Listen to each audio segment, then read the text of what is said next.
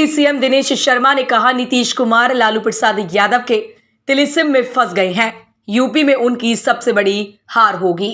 आपको बता दें कि अलीगढ़ में पूर्व उप मुख्यमंत्री दिनेश शर्मा दीनदयाल उपाध्याय जयंती समारोह में श्रीराम बैंक्वेट हॉल पहुंचे। इस दौरान कार्यकर्ताओं ने उनका स्वागत किया। वहीं पूर्व उप मुख्यमंत्री दिनेश शर्मा ने नीतीश कुमार के बारे में कहा कि वे लालू प्रसाद यादव के तिलिस्म में फंस गए हैं। बिहार में एक हिंदू कार्यकर्ता की हत्या के सवाल पर कहा कि बिहार एक जंगल राज की तरफ बढ़ रहा है। पूर्व उप मुख्यमंत्री दिनेश शर्मा ने राहुल गांधी की भारत छोड़ो यात्रा पर कहा कि वे परिवार जोड़ो कार्यक्रम चलाया है। मोतीलाल नेहरू के बाद जवाहरलाल नेहरू, इंदिरा गांधी, राहुल गांधी, संजय गांधी से लेकर अब राहुल गांधी और प्रियंका गांधी, उसके बाद फिर कोई और परिवार जोड़ो कार्यक्रम अच्छी तरीके से चला रहे हैं। लेकिन जब वह अपनी पार्टी के कांग्रेस जोड़ो कार्यक्रम को नहीं चला पाए तो देश को जोड़ने का काम वह क्या करेंगे। वहीं उत्तराखंड में अंकिता हत्याकांड पर उन्होंने कहा कि इसकी जानकारी नहीं है, लेकिन उन्होंने कहा कि चाहे उत्तराखंड की भाजपा सरकार हो या यूपी की योगी सरकार हो, जीरो टॉलरेंस की नीति पर सरकार चल रही है। कठोर से कठोरतम कार्यवाही होगी। वहीं दिग्विजय सिंह द्वारा मोहन भागवत के मस्जिद जाने के सवाल पर उन्होंने कहा कि आदरणीय दिग्विजय सिंह एक ऐसे सद्पुरुष हैं जिनके मानसिक संतुलन का समुचित उपचार समय समय पर होता रहता है।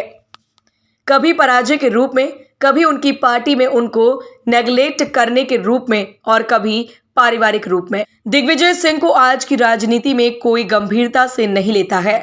मैं समझता हूं कि उन्हें बीजेपी और जनसंघ को अच्छी तरीके से जानने की जरूरत है। संघ में पहले से ही मुस्लिम मंच है और मुस्लिम लोग राष्ट्रीय सेवा में समर्पित है जो पार्टी के साथ काम कर रहे हैं। बीजेपी में भी अल्पसंख्यक मोर्चा है जो काम कर रहा है। बीजेपी किसी जाति और धर्म की विरोधी पार्टी नहीं है। दीनदयाल उपाध्याय की हत्या की जांच के सवाल पर उन्होंने कहा कि यह एक ऐसा विषय है जिस पर समय समय पर काफी गहराई से छानबीन हुई है और वरिष्ठ लोग हैं जो इस विषय पर बताएंगे। आजम खान पर कार्यवाही को लेकर दिनेश शर्मा ने कहा कि बीजेपी की सरकार किसी के साथ पक्षपात नहीं करती और किसी के साथ भेदभाव भी नहीं करती। उन्होंने कहा कि अखिलेश यादव को अपने पार्टी के लोगों का सम्मान करना सीखना चाहिए। पूर्व उप मुख्यमंत्री दिनेश शर्मा ने कहा कि मैं आनंदित हूं कि पार्टी का कार्यकर्ता मोदी और योगी जी के नेतृत्व में प्रदेश की जनता की सेवा में तत्पर है। आज अलीगढ़ में पंडित दीनदयाल उपाध्याय जी के जन्म दिवस पर आयोजित इस विशाल कार्यक्रम में सहभागिता करने का सौभाग्य मुझे मिला है और मैं आनंदित हूं कि भारतीय जनता पार्टी का कार्यकर्ता मोदी जी और योगी जी के नेतृत्व में प्रदेश की जनता की सेवा में तत्पर है।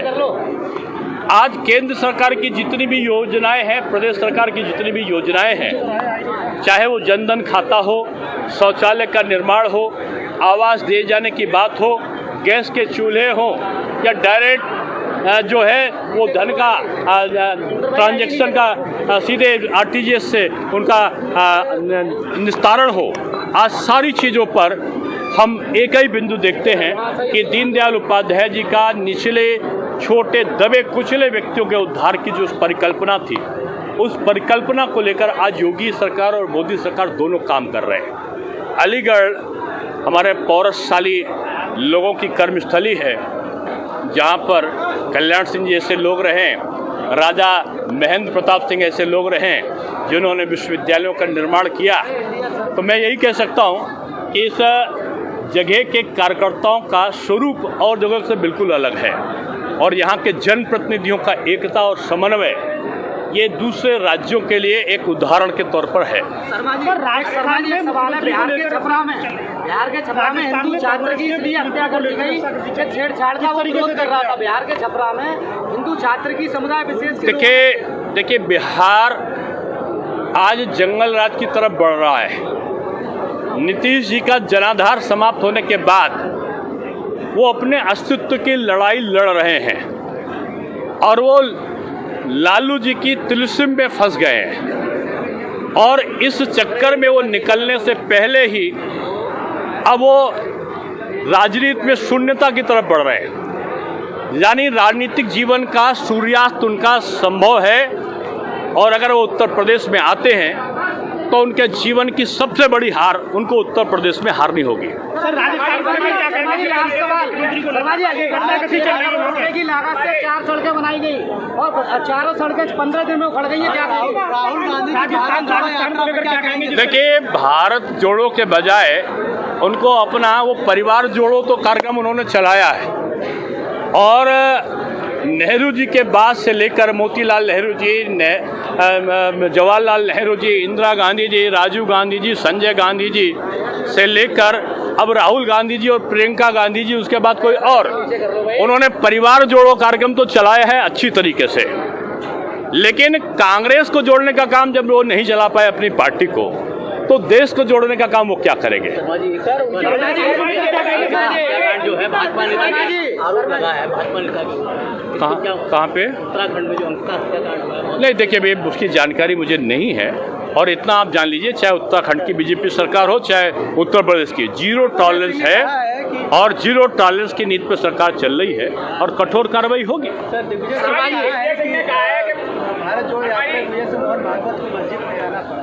देखिए, आदरणीय दिग्विजय सिंह एक ऐसे सद्पुरुष रहे हैं जिनके मानसिक संतुलन का समुचित उपचार समय समय पर होता रहता है, कभी पराजय के रूप में, कभी उनकी पार्टी में उनको निगलेक्ट करने के रूप में, और कभी पारिवारिक रूप में।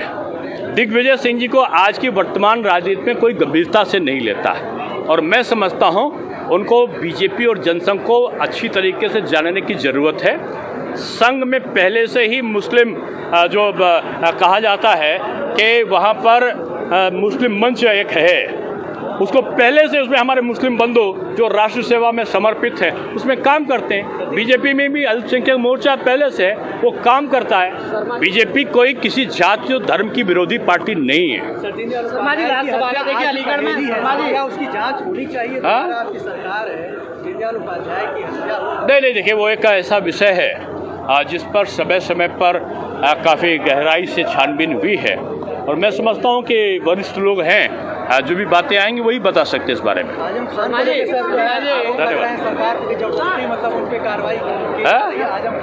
नहीं, बीजेपी की सरकार किसी के साथ पक्षपात नहीं करती और किसी के पास भेदभाव भी नहीं। शर्मा जी लास्ट सवाल है। ये आरोप लगाते रहे सरकार पर कि आजम खान के साथ। मैं समझता हूँ कि उनको पहले स्वयं ही अपनी पार्टी के लोगों का सम्मान करना सीखना चाहिए, उनको उचित स्थान देना चाहिए, दूसरे के दल के बारे में टिप्पणी करना उचित नहीं है।